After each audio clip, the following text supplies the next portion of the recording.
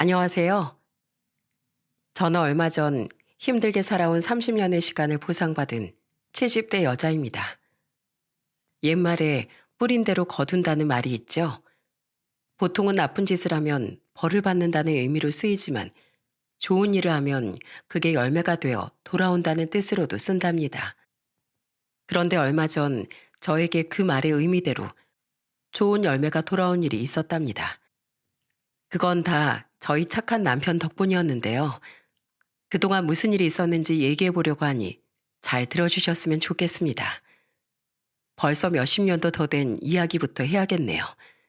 저는 젊은 시절 타일공으로 일하는 성실하고 듬직한 남편을 만나 결혼했습니다. 남편은 참 정이 많고 착한 사람이었는데 어려워 보이는 사람이 있으면 꼭 도와주는 성격이었어요. 저는 남편과의 사이에서 딸 하나와 아들 하나를 낳고 행복하게 지내고 있었습니다. 그런데 남편이 유난히 챙기는 사람이 한 명 있었어요. 그건 바로 남편 밑에서 일하는 20대 초반의 청년이었습니다. 남편 밑으로 들어온 지 얼마 안 된 청년이었는데 남편이 집에 와서 자꾸 칭찬을 하더라고요.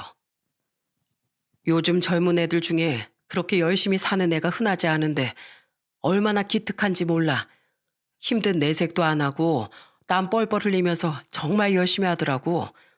다음에 내가 집에 데려와서 밥이라도 한 끼 먹이고 싶은데 그래도 될까? 저는 흔쾌히 그러라고 했어요. 남편이 그 청년을 워낙 아끼는 것 같았거든요. 그런데 얼마 후 일 끝난 남편이 정말로 그 청년을 집으로 데려온 거예요. 순박해 보이는 그 청년은 집에 들어서자마자 저에게 밝게 인사를 하더라고요. 안녕하세요. 저는 반장님 밑에서 일하는 최승민이라고 합니다. 어머, 어서 와요. 남편한테 얘기 많이 들었어요. 승민이 얘가 일을 얼마나 잘하는지 몰라. 일한 지 오래되지도 않았는데 손이 나보다도 빠르다니까. 그리고 내가 밑에 참 여러 사람들을 데리고 있어 봤지만 얘처럼 장깨 안 부리고 정석대로 열심히 하는 애도 정말 드물어.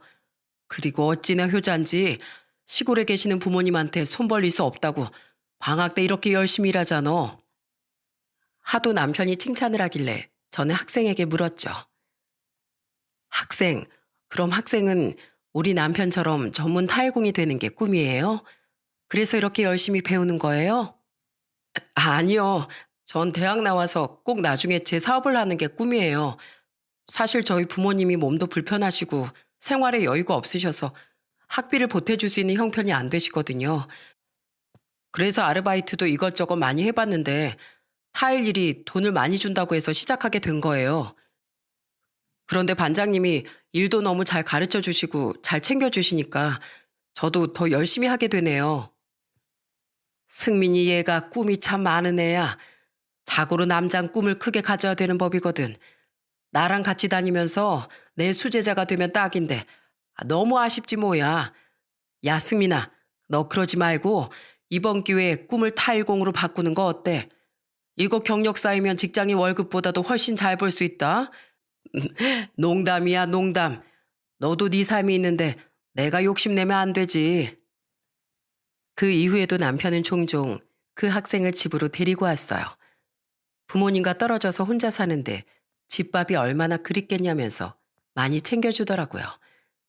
저도 그 학생이 저희 집에 오는 게 내심 즐거웠답니다.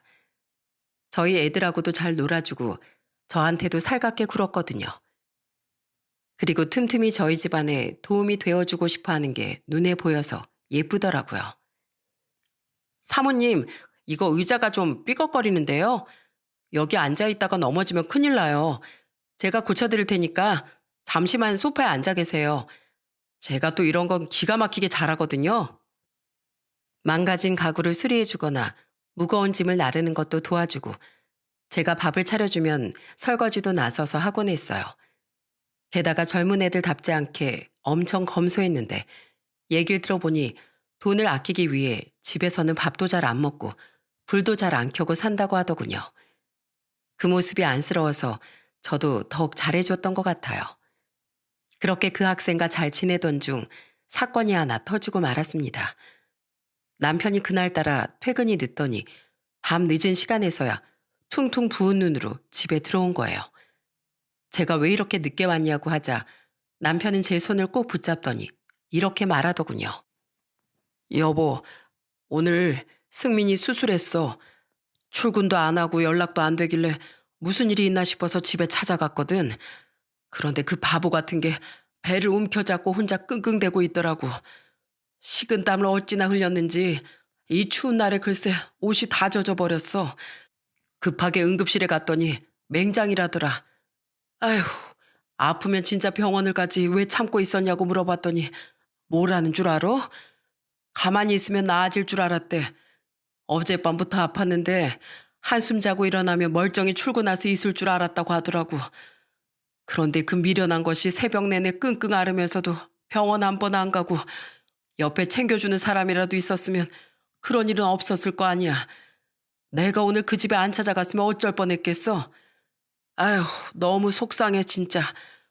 그래서 말인데 여보, 승민이 우리 집에 들어오라고 하면 안 될까? 학비 벌어보겠다고 그 힘든 일도 마다하지 않고 하는 앤데 쓸쓸하게 혼자 지내게 하는 거 너무 안쓰럽잖아. 저는 잠시 고민하다가 조용히 고개를 끄덕였습니다. 입 하나 늘어난다고 살림에 타격이 큰 것도 아니고 남편만큼 저도 그 학생이 너무 안쓰러웠거든요. 결국 그 학생은 퇴원 후 원래 살던 자취방을 정리하고 저희 집에 들어오게 되었습니다. 승민이가 저희 집에 들어오고 나선 집안 분위기가 훨씬 더 화목해졌어요. 저희 아들도 형이라고 부르면서 승민이를 잘 따르고 저도 다 큰 아들을 하나 얻은 느낌이었죠. 이 착한 아이가 어떻게든 잘 됐으면 하는 바람이 많았습니다. 그래서 저는 남편과 상의하에 승민이에게 학비를 지원해 주기로 했어요. 승민이는 이렇게 큰 돈을 받을 수 없다며 계속 거절했지만 남편이 괜찮다며 계속 설득하자 결국 엉엉 울면서 고맙다고 인사를 하더라고요. 반장님, 그리고 사모님, 정말 감사해요.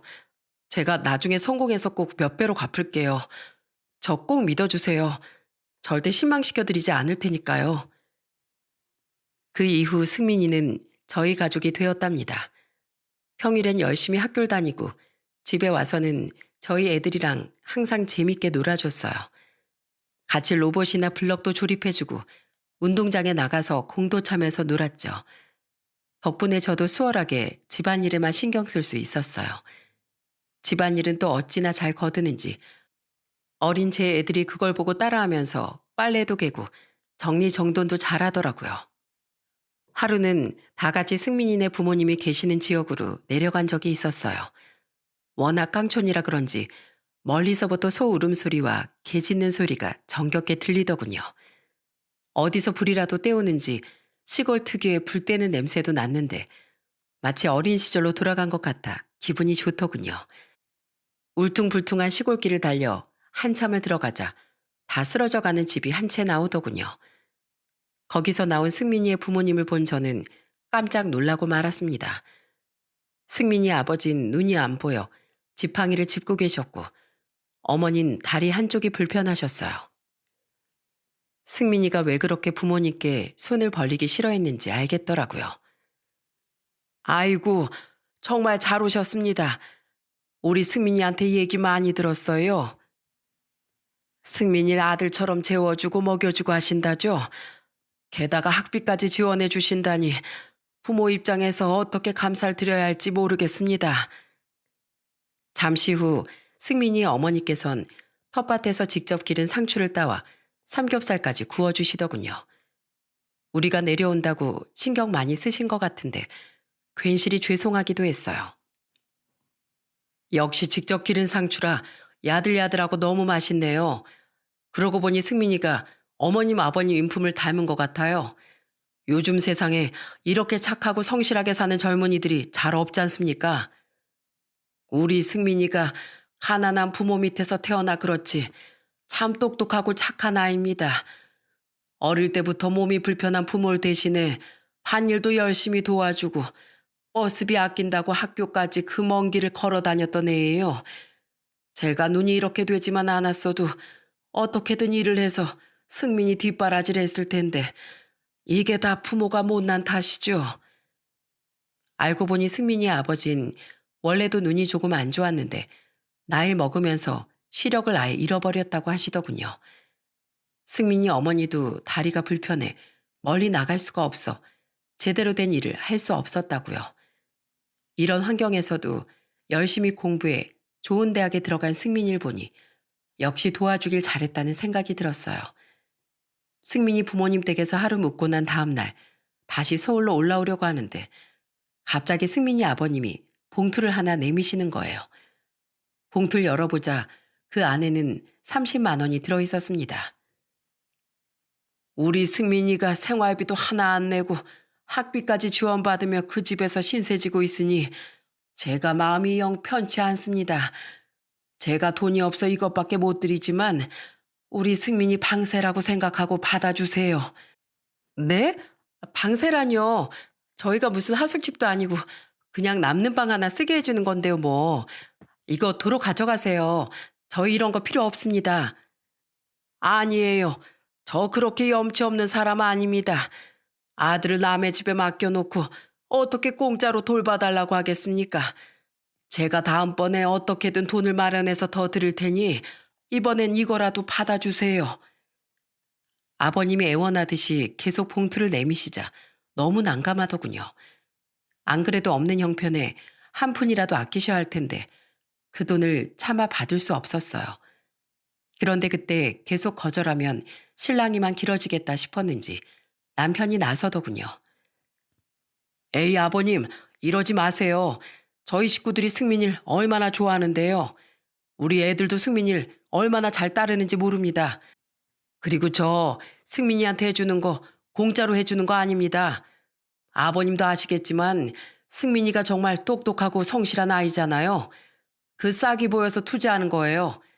나중에 이자까지 져서 꼭 돌려받을 거니까 아버님 걱정하지 마세요. 남편은 나중에 돈을 돌려받을 거라는 마음에도 없는 소리까지 하면서 그 돈 봉투를 돌려드리더군요. 그제야 승민이의 부모님은 감사하다고 인사하며 저희를 보내주셨어요. 그렇게 승민이가 저희 집에서 지낸 지도 2년 정도가 되었을 때 드디어 졸업을 하고 취직을 하게 되었어요. 너무 기쁜 소식이었지만 한편으론 아쉽기도 하더군요. 승민이가 하필이면 멀고도 먼 부산 쪽으로 취직을 하는 바람에 저희 집에서 나가게 되었거든요.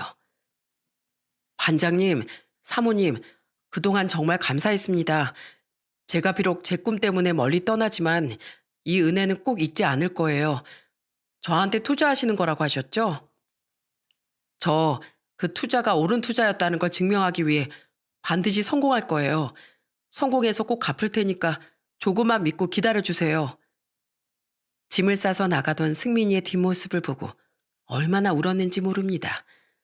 그동안 정말 정이 많이 들었는데 앞으로 자주 못 본다고 생각하니까 너무 슬프더라고요. 그래도 가끔씩은 연락하고 지내자며 승민이를 보내게 되었어요. 그 후 승민이와 간간히 연락은 했지만 만날 수는 없었어요. 워낙 멀리 떨어져 있기도 했고 사는 게 서로 바쁘다 보니 시간 내서 만나기가 쉽지 않더라고요. 그래도 직장을 잘 다니고 있는 것 같아 다행이더군요. 그런데 승민이가 집을 나간 지 2년 가까이 됐을 때 생각지도 못한 불행이 찾아오고 말았습니다. 남편이 빚보증을 잘못 선 데다 여러 가지 악재가 겹치면서 순식간에 집도 넘어가고 빈털터리 신세가 되고 말았거든요. 정들었던 집에서 야반도주를 한 후 한동안은 떠돌이 생활을 면치 못했어요. 당시엔 휴대폰도 없던 시절이라 승민이에게 연락을 할 수도 없었고 정처 없이 떠도느라 정신도 하나 없었어요. 가끔씩 승민이 생각이 나긴 했지만 이제 취업도 했고 독립했으니 잘 살기만을 바랬죠. 시간이 흘러 허름한 월세방을 하나 얻어 다시 살아가곤 있었지만 빚이 많아 항상 허덕였습니다.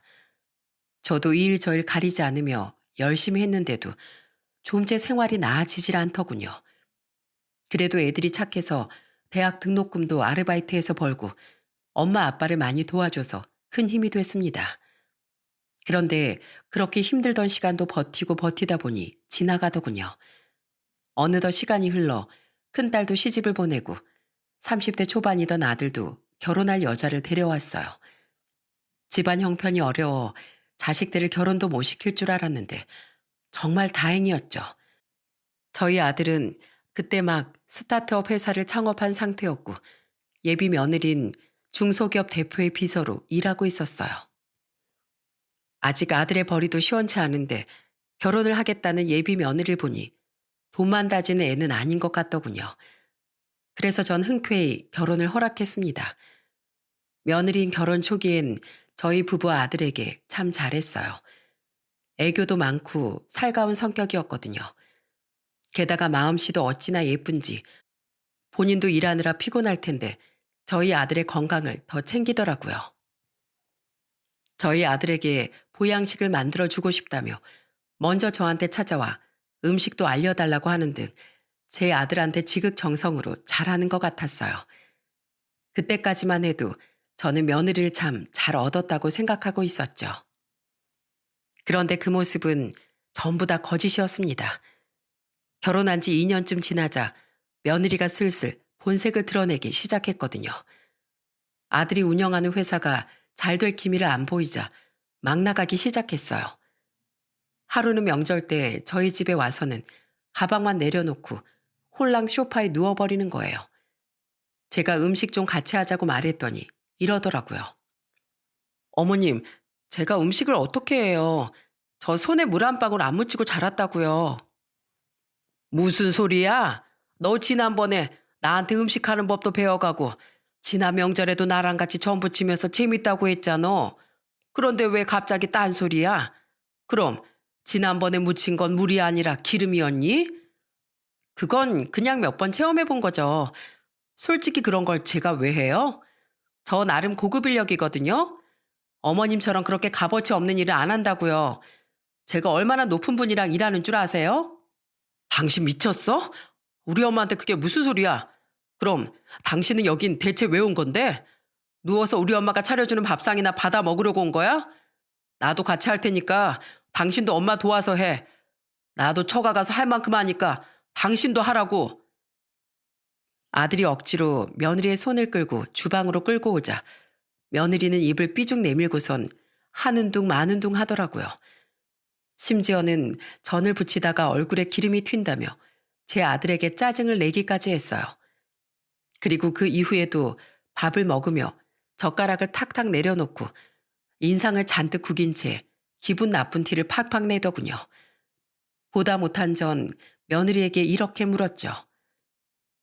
넌 도대체 왜 그러는 게냐? 무슨 불만이 있길래 밥상머리에서 그렇게 버릇없게 구는 거야?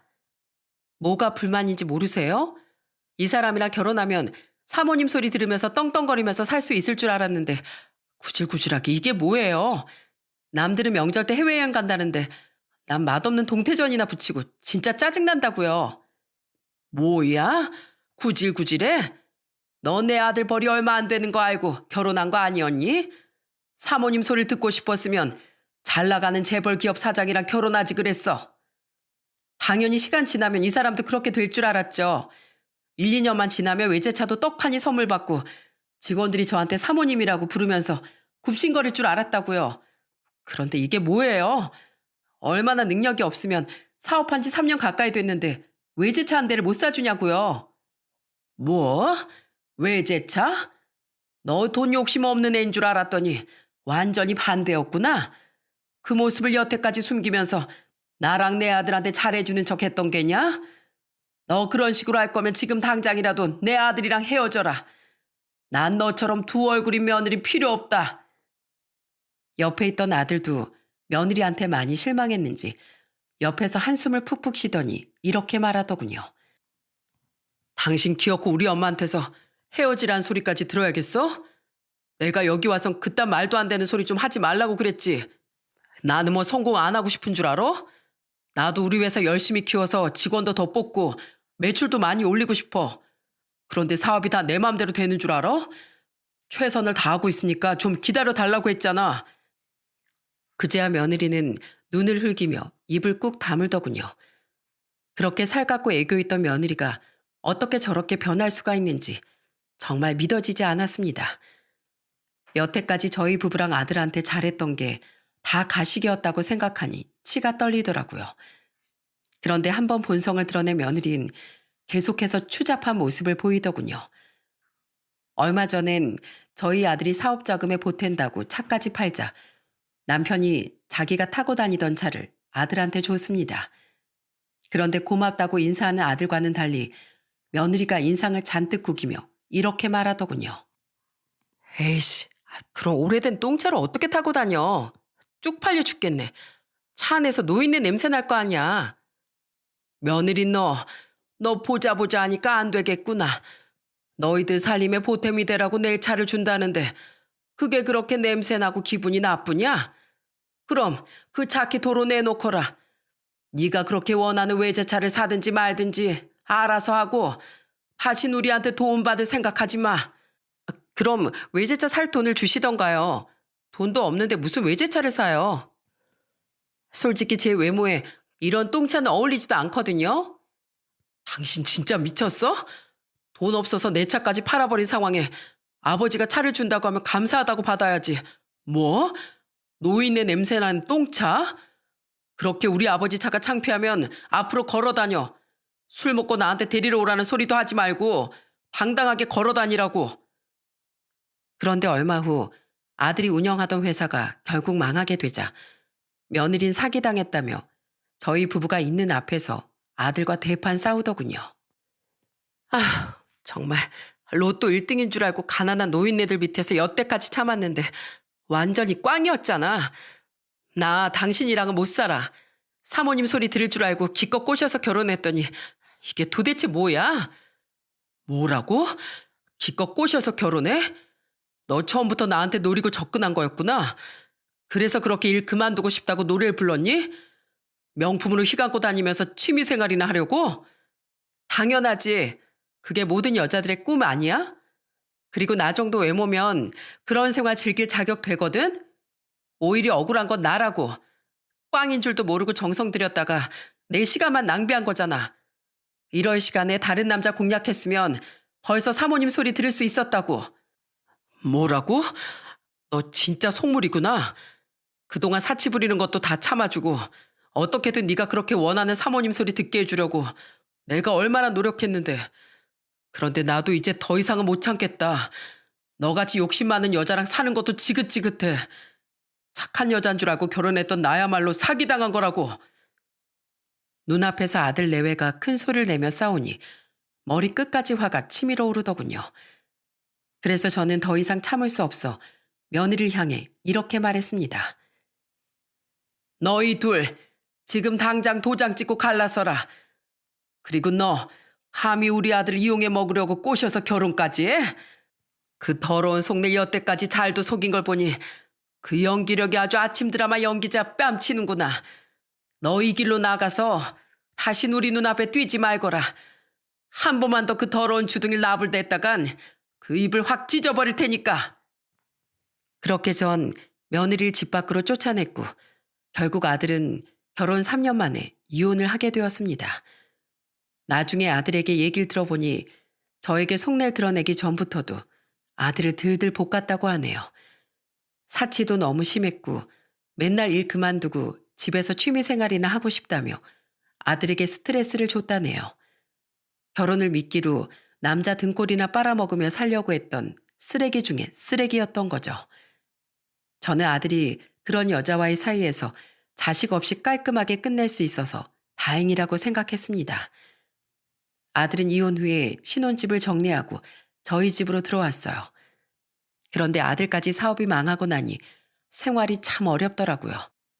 아들은 다른 회사에 취직해 보려고 했는데 취직이 잘 되지 않아 일용직을 전전했고 저도 서울역에서 김밥을 팔며 근근히 생활비를 벌고 있었어요. 그런데 며느리 때문에 너무 스트레스를 받아서 그런지 안 그래도 몸이 안 좋았던 남편이 점점 더 상태가 안 좋아지기 시작했어요. 나중에서야 병원에서 검사를 받아보니 직장암이라고 하더군요. 평생 동안 힘든 타일 시공 일을 하면서 가족을 위해 힘썼던 남편이 암에 걸렸다는 소식을 듣자 저는 하늘이 무너지는 줄 알았습니다. 하지만 어떻게든 살아야 했기에 저는 열심히 김밥을 팔면서 암 투병을 하는 남편도 간호했어요. 그렇게 아들을 이혼시킨 지도 벌써 4년이 지났습니다. 평소와 같이 서울역에서 김밥을 팔고 있었는데 갑자기 제 눈앞에 다시는 만나고 싶지 않은 사람이 나타난 거예요. 저를 비웃으며 바라보고 있던 그 사람은 바로 4년 전 이혼한 전 며느리였습니다. 전 며느리는 제 모습을 보더니 웃음을 터뜨리며 이렇게 얘기하더군요. 어머, 나이 70 먹고 아직도 그러고 살아요? 아휴, 구질구질해 죽겠네 정말. 역시 그 집안에서 탈출하길 잘했다니까. 저를 경멸스러운 표정으로 쳐다보는 전 며느리의 얼굴을 보자 눈이 돌아버리는 기분이 들더군요. 저는 지나가는 사람들이 쳐다보든 말든 전 며느리에게 소리쳤습니다. 너 내가 했던 말 잊었니? 우리 가족 눈앞에 뛰지 말라고 했지? 내가 그 입을 기어코 찢어줘야 정신 차릴 게야. 아이고 무서워라. 늙어서 힘도 없으면서 입을 찢긴 뭘 찢어요?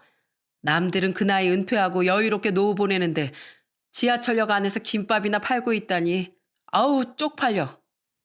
너 지금 말 다 했냐? 뭐? 쪽팔려? 그러는 넌 뭐가 그렇게 잘났길래 그렇게 당당하냐? 얼굴 믿고 남자 잘 만나 팔자 한번 펴보려고 했던 인간이 뭐가 그렇게 잘났냐고. 전 머리부터 발끝까지 다 잘났죠. 전 고급 인력이라 지금도 잘 먹고 잘 살고 있거든요. 저요, 돈 잘 버는 사장님 비서로 일하고 있다고요. 3년 만에 사업 말아먹은 그쪽 아들이랑은 급이 다르다고요, 급이. 그래서 네가 원하는 대로 돈 잘 버는 남자 하나 물어서 잘 살고 있나 보지? 아이고, 그 남자도 참 불쌍하다. 어쩌다가 이런 꽃뱀한테 낚여서 조만간 인생 종치겠구만. 꽃뱀은 누가 꽃뱀이에요? 그리고 저 아직 미혼이거든요. 왜 저를 아줌마 만들어요? 미혼은 개뿔. 꽃뱀짓 하다가 내 아들한테 이혼당한 이혼녀겠지. 쪽팔리게 왜 사람들 다 있는 데서 이혼녀래? 아줌마, 조용히 하고 김밥이나 팔아요. 아줌마가 말할 때마다 그 입에서 나오는 참기름 냄새 때문에 토할 것 같으니까. 큰 소리로 원성이 오가다 보니 주변의 사람들이 몰려들기 시작했습니다. 그런데 그때 며느리 옆에 나타난 어떤 중년의 남자가 놀란 표정으로 저에게 말을 걸었어요. 어? 혹시 김영순 사모님 아니세요? 갑자기 들려온 제 이름에 깜짝 놀라 그 남자의 얼굴을 바라봤습니다. 그리고 저는 순간 너무 놀라 엉덩방아를 찔 뻔했어요. 어느덧 중년의 나이가 된 그 사람은 바로 30년 전에 저희 집에 같이 살았던 승민이었거든요. 나이가 들어 얼굴도 후덕해지고 주름살이 많이 생겼지만 어떻게 제가 그 얼굴을 못 알아볼 수 있겠어요? 너 혹시 승민이니? 제가 이름을 부르자 승민이는 눈물을 글썽이며 이렇게 말하더군요. 사모님, 제가 얼마나 찾았는 줄 아세요? 왜 그때 저한테 말도 없이 이사 가신 거예요? 사모님 댁에 찾아갔다가 다른 사람이 살고 있어서 제가 얼마나 충격받았는 줄 아세요? 제 눈앞에 승민이가 있다는 게 믿어지지 않았습니다. 연락이 끊긴 후 잘 지냈으면 좋겠다고 마음속으로만 빌었는데 30년이나 지나 제 앞에 이렇게 나타날 줄은 꿈에도 몰랐어요. 그런데 그것보다 더 황당한 일이 있더라고요. 승민이 얼굴을 본 전 며느리가 얼굴이 새파랗게 질린 채 이렇게 말하는 겁니다. 사장님? 전 며느리의 눈에는 당혹스러움이 가득했어요. 그제야 아까 전 며느리가 돈 많은 사장님 비서로 일하고 있다고 말했던 게 떠오르더군요. 설마 그 사장님이 승민이었을 줄이야. 세상에 말도 안 되는 일이 아무리 많다지만 어떻게 이런 우연이 있을 수가 있나요? 그런데 승민이는 며느리가 저한테 했던 행동을 모두 지켜봤는지 당장 눈에서 불이라도 나올 것 같은 기세로 이렇게 말하더군요. 강현주 씨, 이게 뭡니까? 사모님 아들한테 꽃뱀짓 하다가 이혼당했다고요? 강현주 씨 미혼이라고 하지 않았습니까? 설마 서류를 조작이라도 한 건가요? 게다가 감히 우리 사모님한테 냄새 난다는 둥, 구질구질하다는 둥, 그게 무슨 말버릇입니까? 사장님, 오해예요. 저 이 아줌마랑 아무 관련도 없다고요. 오해요? 그럼 방금 전까지 언성 높이면서 얘기했던 것들은 뭐죠? 제 귀가 잘못됐다는 겁니까? 사모님, 사모님이 말씀해 보세요. 강현주 씨랑 도대체 어떤 일이 있으셨던 거예요? 저는 잠시 고민하다가 그간 있었던 일을 다 얘기하기로 했어요. 제 아들이 며느리한테 이용당한 것도 화가 나는데 이렇게 많은 사람 앞에서 절 무시하는 행동도 용서할 수 없었거든요. 승민아, 너 설마 이 애 비서로 채용한 게냐? 네가 뭘 보고 얘 뽑았는지 모르겠다만 얘 아주 무서운 애란다. 우리 아들이 스타트업 회사를 운영한다고 하니까 그 사모님 소리 듣고 싶어서 착한 척 연기하고 우리 집에 시집 온 애야. 내 남편 차에서 노인네 냄새 난다면서 욕을 하고 내가 하는 일은 값어치 없는 일이라면서 무시했던 애라고. 뭐라고요? 그게 사실이에요? 아니에요, 사장님. 저 아줌마가 지금 거짓말하는 거라고요. 지하철에서 냄새나는 김밥이나 파는 아줌마 말을 믿으세요? 강현주 씨, 당장 그 입 다물지 못해요? 사모님이 파는 김밥 냄새보다 당신의 그 썩어 문드러진 입에서 나오는 냄새가 더 심하다고요. 사장님, 제발 제 말 좀 믿어주세요. 네, 맞아요. 저 이 아줌마 아들이랑 결혼했던 거 맞아요. 미혼이면 취업이 더 잘 될 것 같아서 미혼인 척한 거예요. 그런데 그뿐이에요. 제가 꽃뱀짓을 했다는 건 사실이 아니라고요. 오히려 저야말로 피해자예요. 전 단지 사모님 노릇하면서 조금 편하게 살고 싶었을 뿐인데 제가 남자 보는 눈이 없어서 투자에 실패한 것뿐이라고요. 이봐요, 강현주 씨. 그런 걸 바로 꽃뱀이라고 하는 겁니다. 강현주 씨가 기만한 전 남편이 저랑 어떤 관계였는 줄은 아세요? 무려 2년간이나 같이 살면서 형 동생 사이로 지냈던 아이란 말입니다. 게다가 앞에 계신 사모님은 절 먹여주고 재워주고 학비까지 내준 고마운 은인이시라고요. 그런데 감히 당신 같은 미꾸라지가 이런 천사 같은 가족한테 끼어들어서 흙탕물을 만들어요? 나 이거 절대 못 참습니다. 내가 어떻게 조치해야 될지 생각을 좀 더 해봐야겠으니까 당장 돌아가세요. 사장님, 설마 절 해고하실 건 아니죠? 제발 한 번만 봐주세요. 사장님이 이 아줌마네 가족이랑 그렇게 각별한 사이인 줄을 몰랐어요. 알았으면 저도 모른 척 그냥 지나갔을 거라고요. 그게 바로 잘못됐다는 겁니다. 사모님네 가족이 저랑 연관이 있든 말든 그런 개 같은 짓거리는 하지 말았어야죠. 더 이상 얘기하기도 입 아프니까 당장 돌아가세요. 당장요. 결국 전 며느린 울면서 개찰구로 뛰쳐가더군요. 저는 순식간에 벌어진 일에 어안이 벙벙했습니다. 그런데 승민인 제 손을 따뜻하게 잡아주고선 이렇게 묻더군요. 사모님, 그간 잘 지내셨어요? 따뜻하게 노을 보내셔도 모자랄 판에 왜 이런 데서 김밥을 팔고 계시는 거예요? 반장님은요? 반장님은 잘 계시죠? 승민아, 그게 말이다. 그이가 지금 암투병 중이라. 남편이 암투병을 한다는 말에 승민인 땅바닥에 털썩 주저앉더군요. 그러더니 저보고 당장 집으로 가자며 손을 이끌었습니다. 저는 김밥을 팔던 걸 정리하고 승민이와 함께 집으로 갔어요. 현관문을 열자마자 승민이는 허겁지겁 신발을 벗고 안방으로 뛰쳐 들어가더군요. 반장님! 누워서 쉬고 있던 남편은 승민이의 얼굴을 보고 눈이 휘둥그레져 자리에서 벌떡 일어났어요. 아니, 이게 누구야? 너 설마 승민이니? 정말 승민이가 맞아? 여기 너 어떻게 알고 찾아온 거야? 반장님, 왜 이렇게 늙으셨어요? 그렇게 힘세고 멋있던 반장님이 왜 이렇게 되셨냐고요? 반장님, 저 안 보고 싶으셨어요? 저한테 연락도 없이 그렇게 떠나시고 제가 어떻게 지내는지 궁금하지도 않으셨어요?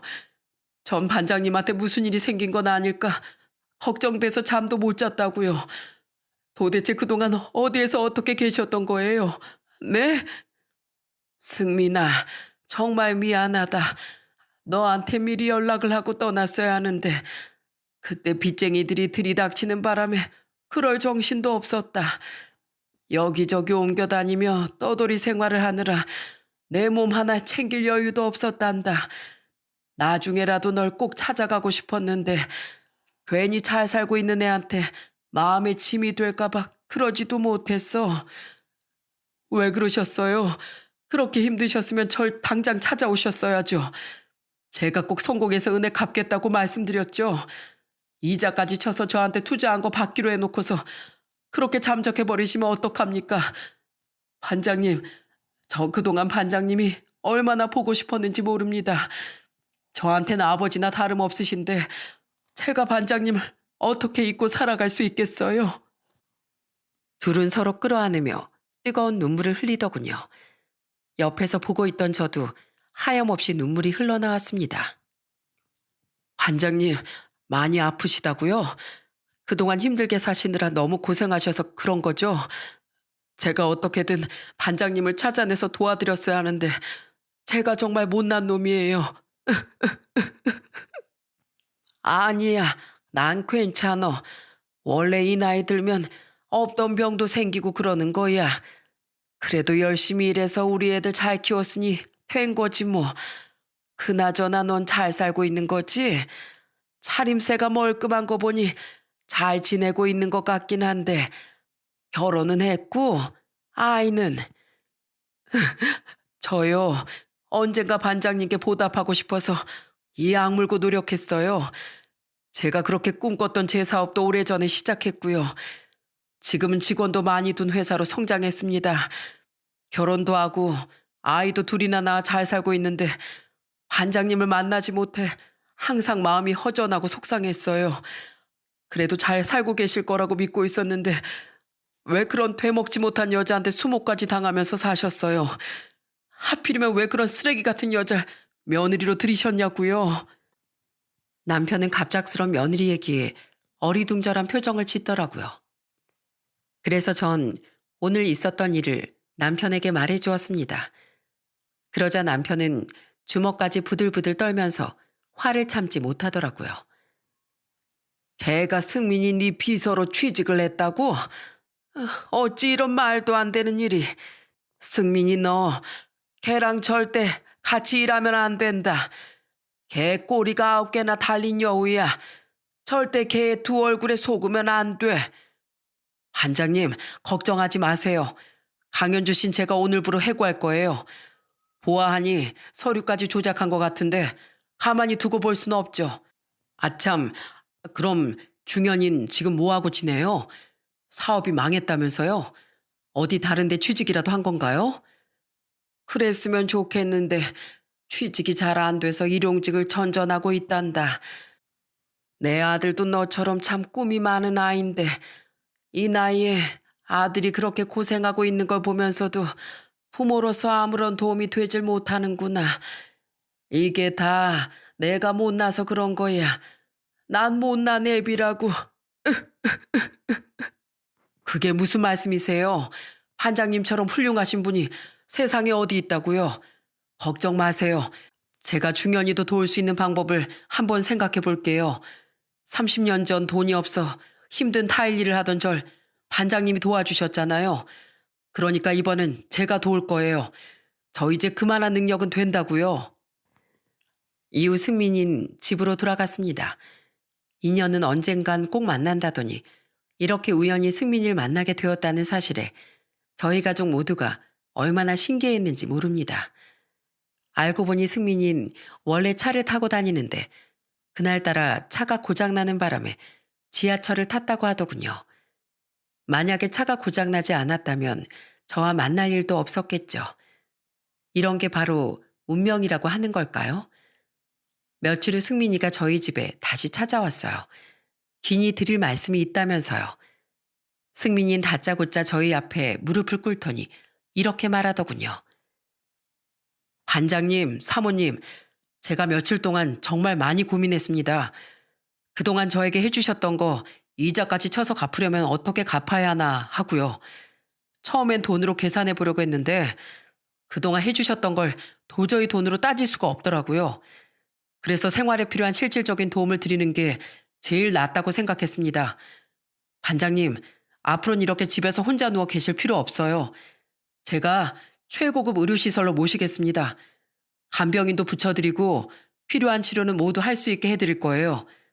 그리고 사모님, 공기도 안 좋은 지하철 안에서 더 이상 장사하지 마세요. 제가 목 좋은 곳에 가게 하나 차려드릴 테니까요. 이왕 김밥 장사하시는 거 거기서 본격적으로 해보시라고요. 사모님 음식 솜씨 정말 좋으시잖아요. 승민아, 이럴 필요 없다. 우리가 너한테 투자한 거 받겠다는 말은 그냥 한 소리였어. 네가 혹시라도 우리한테 미안해서 공부를 포기할까 봐 그래서 그렇게 얘기했던 거라고. 우리한테 네가 자식이나 다름없는데 설마 그걸 돌려받자고 그랬겠니? 알아요. 압니다. 돌려받을 생각 없었다는 거 처음부터 다 알고 있었다고요. 그러니까 반장님도 모른 척하고 그냥 받아주세요. 승민아, 우리가 이런 걸 받아도 될지. 우린 그냥 네가 잘 되길 바래서 그랬던 건데. 저도예요. 저도 반장님이랑 사모님이 편하게 사셨으면 좋겠어서 이렇게 하는 거예요. 그러니까 부디 거절하지 마시고 꼭 받아주세요. 그리고 중연이 다음 주부터 저희 회사로 출근하러 가세요. 안 그래도 믿을 만한 인재가 필요했는데 중연이 정도면 제가 일을 믿고 맡길 수 있을 것 같네요. 뭐? 우리 중연일 직원으로 채용해 주겠다고? 아이고, 이거 너무 고마워서 어쩌나. 이렇게 큰 선물을 우리가 받아도 될지 모르겠어. 당연히 받아도 되죠. 두 분은 제 평생의 은인이시잖아요. 아참, 지난번에 봤던 강연주 신 제가 해고했어요. 처음에 저희 회사 입사하겠다고 이력서 넣었을 때 대기업 위주로 경력도 많고 첫인상도 좋아서 뽑게 됐는데 지금 다시 꼼꼼히 확인해보니 전부 조작된 서류였더라고요. 그리고 무엇보다도 그런 쓰레기 같은 인성을 가진 여잔 절대 제 직원으로 인정할 수 없었어요. 제가 업무 능력만큼이나 중요하게 생각하는 게 바로 인성이거든요. 아이고, 승민아, 잘했다. 정말 잘했어. 그런 애가 너처럼 착한 사람 등쳐먹게 놔둘 순 없지. 아마 네 밑에서 계속 일했다면 또 무슨 수를 써서 네 등골을 빨아먹으려고 했을 게다. 아무튼 승민아, 너무 고맙다. 우리가 네 덕분에 말년에 이렇게 복을 다 받는구나. 그날 저와 남편은 승민이를 끌어안고 한참을 울었습니다. 이렇게 30년 만에 저희 앞에 나타나 준 것만으로도 고마운데 이렇게 넘치도록 많은 보답을 해준다고 하니 믿어지질 않더라고요. 안 그래도 남편은 아프고 아들은 취업이 되질 않고 집안 형편도 어려워 걱정이 이만저만이 아니었는데 승민이 덕에 드디어 걱정 없이 살겠구나 하는 생각이 들었습니다. 이후 남편은 승민이가 약속한 대로 최고급 의료시설로 옮겨지고 저는 집 근처에 깔끔한 김밥집을 하나 오픈하게 되었어요. 카트를 끌고 다니며 지하철에서 김밥을 팔다가 테이블까지 잘 세팅된 가게에서 일을 하려니 기분이 조금 이상하더군요. 이게 다 마음씨 착한 승민이 덕분이었죠. 저희 아들은 승민이네 회사에 취업해서 열심히 일하고 있어요. 투자회사라 전문적인 지식이 많이 필요한데 다행히 저희 아들이 하던 사업도 비슷한 계통이라 잘 적응하고 있다고 하더라고요. 그렇게 승민이 덕에 행복한 생활을 보낸 지도 5개월쯤 지났을 때 뜬금없이 전 며느리한테서 전화가 왔어요. 받을까 말까 고민하다가 또 무슨 헛소리를 짓거리나 보자 하는 마음으로 전화를 받았습니다. 그런데 역시나 제 예상을 빗나가지 않더군요. 아줌마 때문에 내 인생 다 망쳤잖아. 내가 그 회사 들어가려고 얼마나 노력을 많이 했는 줄 알아? 돈까지 써가면서 서류 만들고 면접 때도 최대한 잘 보이려고 연기 연습까지 했단 말이야. 그런데 아줌마가 왜 내 인생을 파탄내? 잘 다니고 있는 회사에서 왜 잘리게 만드냐고.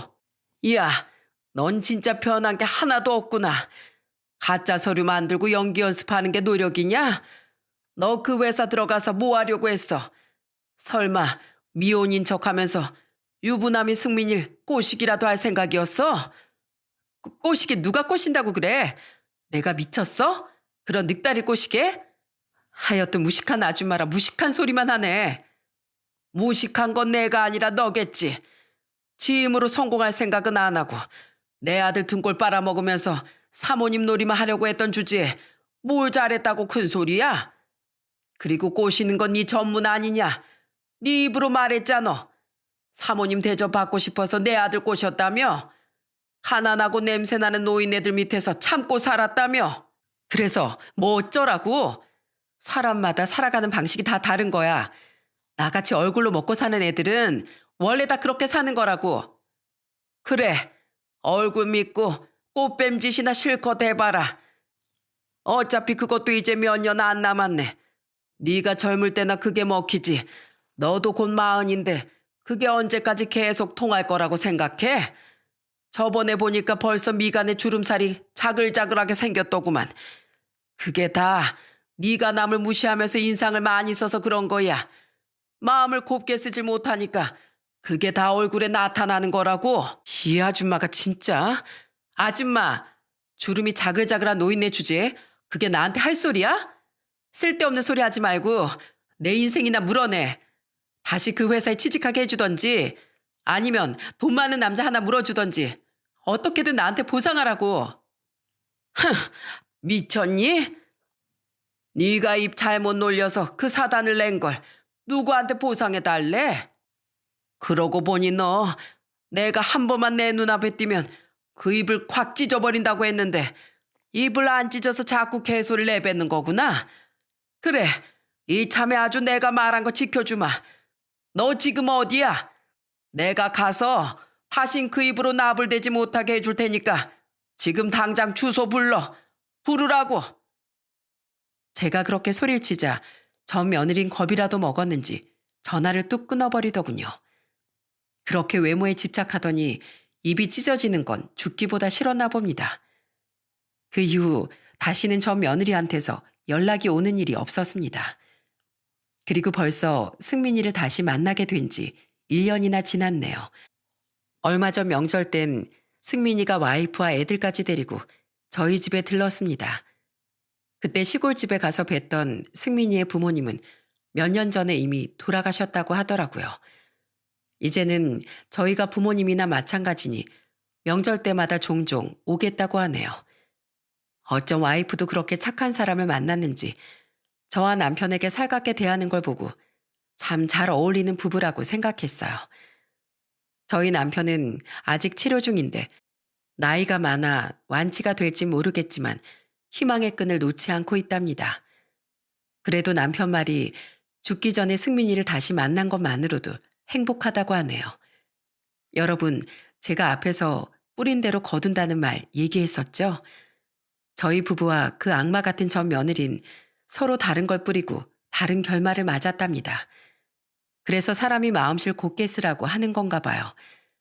전 며느리처럼 못된 짓만 골라 하다간 결국 파국으로 치닫게 될 테니까요. 여러분, 여러분들도 좋은 미래를 위해 선한 씨앗을 뿌리시길 바랍니다. 그렇게 하신다면 언젠가 여러분에게 큰 도움이 되는 좋은 결실을 맺게 될 거예요. 긴 이야기였는데 여기까지 들어주셔서 정말 감사합니다.